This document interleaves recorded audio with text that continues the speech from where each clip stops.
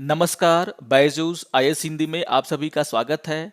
और आज हम 30 जून के प्रमुख समाचारों पर आधारित कुछ प्रश्नों पर चर्चा करेंगे। तो आइए शुरू करते हैं आज का डेली क्विज। आज के क्विज के क्वेश्चन देखने से पहले एक इम्पॉर्टेंट जानकारी है जिसे आपको ध्यान में रखना है, और ये जानकारी 28 जून को आए डेली क्विज से जुड़ा हुआ है। आप सभी जानते हैं कि 28 जून के डेली क्विज के क्वेश्चन नंबर 1 में वंदे मातरम को लेकर के चर्चा हो रही थी, और वंदे मातरम हमारा राष्ट्रीय गीत है और इसे 24 जनवरी 1950 को राष्ट्रीय गीत के रूप में अपनाया गया था। गलती से ये डेट 24 जून चला गया था, इसे आप लोग सुधार लेंगे। तो इस बात को आपको ध्यान में रखना है और उसे ठीक कर लेना है।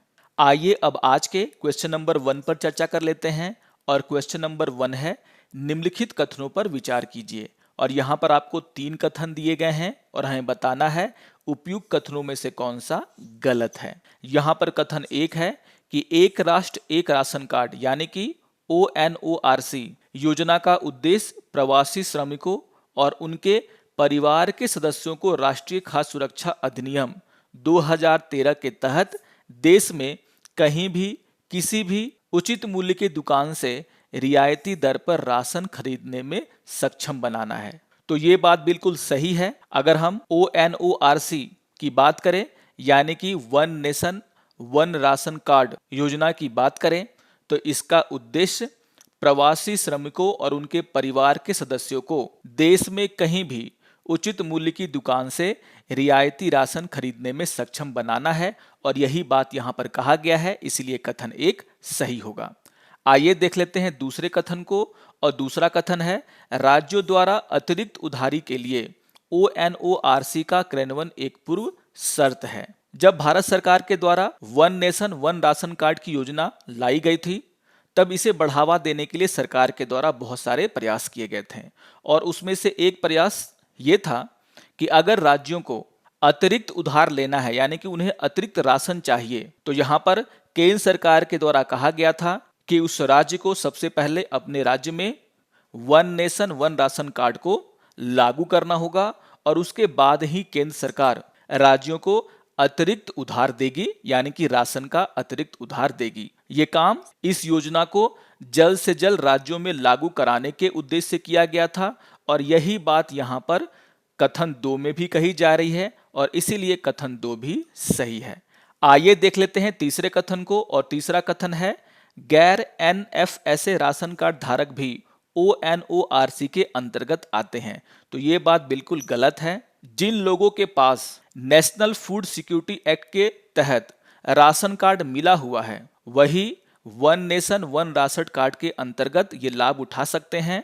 गैर NFSA राशन कार्ड धारक को इस योजना के तहत लाभ नहीं मिलता। तो यहाँ पर तीसरा कथन गलत है, और इसके आधार पर क्वेश्चन नंबर 1 का आंसर हो जाएगा आपका ऑप्शन नंबर सी, यानी कि सिर्फ तीसरा कथन गलत है। इससे जुड़ा हुआ एक न्यूज भी आज के द हिंदू समाचार पत्र में आया है, जहां पर सुप्रीम कोर्ट के द्वारा राज्यों और केंद्र शासित प्रदेशों को one nation one ration card प्रणाली को लागू करने के निर्देश दिए गए हैं। आइए अब क्वेश्चन नंबर 2 पर चर्चा कर लेते हैं। और क्वेश्चन नंबर 2 है, सब्सिडी वाले राशन के वितरण के संदर्भ में निम्नलिखित कथनों पर विचार कीजिए। और यहाँ पर आपको 2 कथन दिए गए हैं और हमें बताना है कि उपयुक्त कथनों में से कौन सा कथन गलत है। आइए देख लेते हैं पहले कथन को। और पहला कथन है, अन्न वितरण पोर्टल इंटर स्टेट लेन देन का रिकॉर्ड रखता है। और दूसरा कथन है, सार्वजनिक वितरण प्रणाली का एकीकृत प्रबंधन यानी कि IMPDS पोर्टल इंट्रा स्टेट लेन देन का रिकॉर्ड रखता है। आइए देख लेते हैं कि आखिर ये IMPDS और अन्न वितरण पोर्टल क्या है। जैसा कि मैंने कहा कि हमारे देश में one nation one ration card की योजना लागू हो रही है, और यहाँ पर जितने भी डेटा होते हैं उन सभी को 2 सिस्टम के माध्यम से चलाया जाता है, जिसमें से पहला सिस्टम है IMPDS यानी कि integrated management of public distribution system, जिसे हम हिंदी में सार्वजनिक वितरण प्रणाली का एकीकृत प्रबंधन के नाम से जानते हैं। और दूसरा जो पोर्टल है उसका नाम है अन्न वितरण पोर्टल, और इन दोनों पोर्टल के माध्यम से ये पूरा का पूरा सिस्टम चलता है, यानी कि one nation one ration card का सिस्टम चलता है। अगर हम बात करें IMPDS पोर्टल की, तो ये इंटर स्टेट लेन देन का रिकॉर्ड रखता है। इंटर स्टेट का मतलब है कि अगर कोई व्यक्ति बिहार का है और अगर वो दिल्ली में जाकर के काम कर रहा है, तो इस व्यक्ति को अगर दिल्ली में ही राशन मिलता है तो इसका रिकॉर्ड IMPDS पोर्टल के द्वारा रखा जाएगा। तो याद रखना है आपको कि IMPDS पोर्टल इंटर स्टेट यानी कि दो स्टेट के बीच के लेन देन के रिकॉर्ड को रखता है। इसके अलावा अन्य वेतन पोर्टल जो कि इंट्रा स्टेट लेन देन का रिकॉर्ड रखता है। इंट्रा स्टेट का मतलब यहाँ पर यह हुआ कि अगर आप अपने स्टेट के अंदर ही किसी एक जिले से दूसरे जिले में काम करने के लिए जाते हैं तो आपको दूसरे जिले में ही आपका राशन मिल जाएगा और इसका रिकॉर्ड अन्य वेतन पोर्टल पर रखा जाएगा। तो आपको ध्यान देना है कि IMPDS पोर्टल इंटर स्टेट लेन देन का रिकॉर्ड रखता है और अन्य वेतन पोर्टल इंट्रा स्टेट लेन देन का रिकॉर्ड रखता है। और अगर हम इन कथनों को देखें तो ये दोनों के दोनों कथन गलत हैं और इसी के आधार पर क्वेश्चन नंबर 2 का आंसर हो जाएगा आपका ऑप्शन नंबर सी, यानी कि दोनों का दोनों स्टेटमेंट गलत है। आइए अब क्वेश्चन नंबर 3 पर चर्चा कर लेते हैं और क्वेश्चन नंबर 3 है निम्नलिखित कथनों पर विचार कीजिए। और यहां पर आपको 3 कथन दिए गए हैं और हमें बताना है कि उपयुक्त कथनों में से कौन सा गलत है। तो आइए देख लेते हैं पहले कथन को। और पहला कथन है भारतीय संविधान एक वर्ष में संसद के 3 सत्रों के आयोजन का प्रावधान करता है। तो ये बात बिल्कुल गलत है। आप सभी जानते हैं कि हमारे संविधान में यहाँ पर यह मेंशन नहीं किया गया है कि एक वर्ष में 3 सत्र होने चाहिए, 4 सत्र होने चाहिए। तो यहाँ पर इस आधार पर पहला कथन गलत हो जाता है। दूसरा कथन है प्रत्येक वर्ष में कम से कम 2 बार संसद सत्र बुलाना अनिवार्य है। ये बात बिल्कुल सही है। हमारे संविधान में इस बात की चर्चा है कि 2 संसद सत्र के बीच में जो टाइम गैप है वो 6 महीने से ज्यादा का नहीं हो सकता है, यानी कि एक साल में कम से कम 2 बार संसद का सत्र बुलाना सरकार के लिए अनिवार्य है। और इसी के आधार पर जो दूसरा कथन है वो सही हो जाता है। आइए देख लेते हैं तीसरे कथन को। और तीसरा कथन है भारतीय संसद के सत्र बुलाने में संसदीय मामलों की मंत्रिमंडल समिति की कोई भूमिका नहीं होती है। तो ये बात भी गलत है। अगर हम बात करें संसद के सत्र कौन बुलाता है, तो आप सभी जानते हैं कि संसद का सत्र बुलाने की शक्ति सरकार के पास है। और यहाँ पर संसदीय मामलों की कैबिनेट कमेटी के द्वारा यह निर्णय लिया जाता है कि संसद का सत्र कब बुलाया जाएगा, किस दिन से इसकी शुरुआत होगी और यह कितना लंबा होगा। बाद में जब संसदीय मामलों की कैबिनेट समिति निर्णय ले लेती है तो इस निर्णय को राष्ट्रपति को बताया जाता है और राष्ट्रपति के द्वारा संसद का सत्र बुलाया जाता है। लेकिन आपको ध्यान में ये रखना है कि राष्ट्रपति जरूर संसद का सत्र बुलाते हैं, लेकिन संसद का सत्र किस दिन से शुरू होगा, कितने दिनों का होगा, ये सारा का सारा कामकाज संसदीय मामलों की कैबिनेट समिति के द्वारा निर्णय लिया जाता है। और इस कमेटी में बहुत सारे मंत्री होते हैं। तो यहाँ पर इस आधार पर जो तीसरा कथन है वो गलत हो जाता है और इसीलिए क्वेश्चन नंबर 3 का आंसर होगा आपका ऑप्शन नंबर बी, यानी कि पहला और तीसरा कथन गलत है। आइए अब क्वेश्चन नंबर 4 पर चर्चा कर लेते हैं। और क्वेश्चन नंबर 4 में 2 कथन दिए गए हैं और हमें बताना है कि उपयुक्त कथनों में से कौन सा कथन सही है। तो आइए देख लेते हैं दोनों कथनों को। यहाँ पर पहला कथन है कि भारत ने अभी तक अत्याचार और अन्य क्रूर, अमानवीय या अपमानजनक व्यवहार या सजा के खिलाफ 1987 के संयुक्त राष्ट्र कन्वेंशन की पुष्टि नहीं की है। तो ये बात बिल्कुल सही है। अगर हम बात करें UN कैट की, यानी कि यातना और अन्य क्रूर, अमानवीय या अपमानजनक व्यवहार या सजा के विरुद्ध UN कन्वेंशन, तो इस कन्वेंशन को 10 दिसंबर 1984 को संयुक्त राष्ट्र महासभा के एक प्रस्ताव के द्वारा स्वीकार किया गया था तथा हस्ताक्षर एवं स्थापित करने के लिए देशों के सामने प्रस्तावित किया गया था।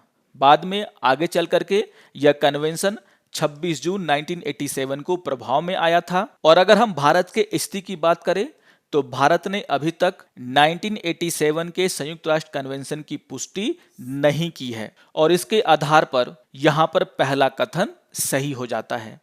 आइए देख लेते हैं दूसरे कथन को। दूसरा कथन है मेंडेज सिद्धांतों का उद्देश्य यातना और जबरदस्ती पूछताछ को बदलने के लिए व्यवहारिक उपायों का एक समेकित खाका प्रदान करना है। तो ये बात भी बिल्कुल सही है। अगर हम मेंडेज सिद्धांत की बात करें तो यह एक जांच और सूचना एकत्र करने के लिए प्रभावी साक्षात्कार पर एक सिद्धांत है, जिसे जुआन ई मेंडेज के द्वारा प्रस्तावित किया गया और इन्हीं के नाम पर इस सिद्धांत को मेंडेज सिद्धांत कहते हैं। जैसा कि आप सभी जानते हैं कि जब भी पुलिस के द्वारा किसी अपराधी को पकड़ा जाता है तो उससे सूचना लेने के लिए उससे पूछताछ होती है और कभी कभी पूछताछ के दौरान अधिकारी के द्वारा उस व्यक्ति के साथ मारपीट, अपमानजनक और अमानवीय व्यवहार किया जाता है। और इसी को लेकर के जुआन ई मेंडेज के द्वारा जांच और सूचना एकत्र करने के लिए एक प्रभावी साक्षात्कार सिद्धांत बनाया गया, जिसे हम मेंडेज सिद्धांत के नाम से जानते हैं। और यहाँ पर जो दूसरा कथन है वो सही है, यानी कि क्वेश्चन नंबर 4 का आंसर होगा ऑप्शन नंबर सी, यानी कि दोनों के दोनों कथन सही हैं। आइए अब एक प्रीवियस ईयर के क्वेश्चन पर डिस्कशन कर लेते हैं, जो कि 2012 में पूछा गया था। और क्वेश्चन है कि भारत की संसद में स्थगन प्रस्ताव लाने का क्या उद्देश्य है। तो यहाँ पर बात हो रही है स्थगन प्रस्ताव की। अगर हम स्थगन प्रस्ताव की बात करें तो यह एक ऐसी प्रक्रिया है जिसको स्वीकार करने पर लोक महत्व के किसी निश्चित मामले में, आपको यहाँ पर यह वर्ड ध्यान रखना है, निश्चित मामले में चर्चा करने के लिए सभा का सामान्य कार्य को रोक दिया जाता है। यानी कि अगर सदस्यों को लगता है कि कोई एक ऐसा मुद्दा है जो कि लोक महत्व का मुद्दा है, जिस पर चर्चा करना बहुत ही जरूरी है, लोग चाहते हैं कि सरकार इस पर अपना स्टैंड बताए, अपनी बात रखे, तो ऐसे लोक महत्व के मुद्दे को उठाने के लिए स्थगन प्रस्ताव लाया जाता है। और अगर ये स्थगन प्रस्ताव हाउस में स्वीकार कर लिया जाता है उसके अध्यक्ष के द्वारा, तो सभा के सामान्य कार्य को रोक करके इस पर चर्चा होती है। और इसके आधार पर अगर हम देखें तो क्वेश्चन नंबर 5 का आंसर होगा ऑप्शन नंबर ए, जहां पर कहा जा रहा है कि सार्वजनिक महत्व के किसी निश्चित आवश्यक मुद्दे पर बहस करने हेतु। और इसीलिए क्वेश्चन नंबर 5 का आंसर होगा आपका ऑप्शन नंबर ए। आइए अब आज के तथ्य के ऊपर चर्चा कर लेते हैं। और आज हम चर्चा करने वाले हैं सनसेट क्लॉज, जिसे आप पीरियोडिक रिव्यू भी कह सकते हैं, यानी कि हिंदी में आवधिक समीक्षा के नाम से हम इसे बुला सकते हैं। अब आवधिक समीक्षा का मतलब क्या है? जैसे कि आप सभी जानते हैं कि हमारे देश में बहुत सारे ऐसे कानून हैं, बहुत सारी ऐसी योजनाएं हैं जिसको लागू किया गया था बहुत साल पहले, और ये कानून, ये योजनाएं कुछ वर्षों के बाद अपना महत्व खो देती हैं, फिर भी ये हमारे देश में लागू रहती हैं। यानी कि अगर हम किसी कानून को अपने देश में लागू करते हैं, किसी योजना को हम अगर अपने देश में लागू करते हैं, तो यहाँ पर हमें उस योजना के ऊपर, उस कानून के ऊपर कुछ समय के बाद समीक्षा करनी चाहिए कि आखिर जो माहौल बदला है, क्या उस माहौल में इस कानून की जरूरत है, इस योजना की जरूरत है कि नहीं, और इस योजना में कौन से ऐसे बदलाव करने चाहिए जिससे ये योजना प्रेजेंट टाइम में भी उपयोगी हो, लागू रखी जा सके। कहने का आशय यह है कि अगर हम किसी योजना को एक निश्चित टाइम पीरियड के बाद उसका विश्लेषण करते हैं तो उसे हम सनसेट क्लॉज कह सकते हैं, आवधिक समीक्षा कह सकते हैं। इस तरह का सनसेट क्लॉज भारत में राजकोषीय और कर कानूनों में ज्यादातर देखने को मिलती है। अगर हम अपने संविधान की बात करें तो आपको याद होगा आर्टिकल 334, जहां पर संसद और विधानसभा की सीटों में आरक्षण का प्रावधान किया गया है। और शुरुआत में जब हमारा संविधान लागू हुआ था तो ये आरक्षण सिर्फ 10 सालों के लिए लगाया गया था, और 10 सालों के बाद ये कहा गया था कि फिर से इसकी समीक्षा होगी और अगर जरूरत पड़ेगा तो इस आरक्षण को आगे हम लोग बढ़ा सकते हैं। तो अगर हम सनसेट क्लॉज का इस्तेमाल अन्य कानूनों पर, योजनाओं पर करते हैं तो इसका लाभ होता है। और इसी को लेकर के आज के द हिंदू समाचार पत्र में भी एक एडिटोरियल आया है, जहां पर सनसेट क्लॉज की चर्चा की गई है, आवधिक समीक्षा की चर्चा की गई है। आशा करता हूं कि आपको आज का ये डेली क्विज पसंद आया होगा। सारे क्वेश्चंस आपके एग्जाम को ध्यान में रखकर बनाए गए हैं, तो आप इन सभी क्वेश्चंस को रिवाइज कर लेंगे, इनसे जुड़े हुए मुद्दों को पढ़ लेंगे, आपके एग्जाम के लिए बहुत ही इंपॉर्टेंट हैं। अगर आपको आज का ये वीडियो अच्छा लगे तो आप जरूर इसे लाइक करें, शेयर करें और दूसरों को भी सब्सक्राइब करने के लिए प्रेरित करें। तो मिलते हैं डेली क्विज के अगले अंक में, तब तक के लिए नमस्कार और धन्यवाद।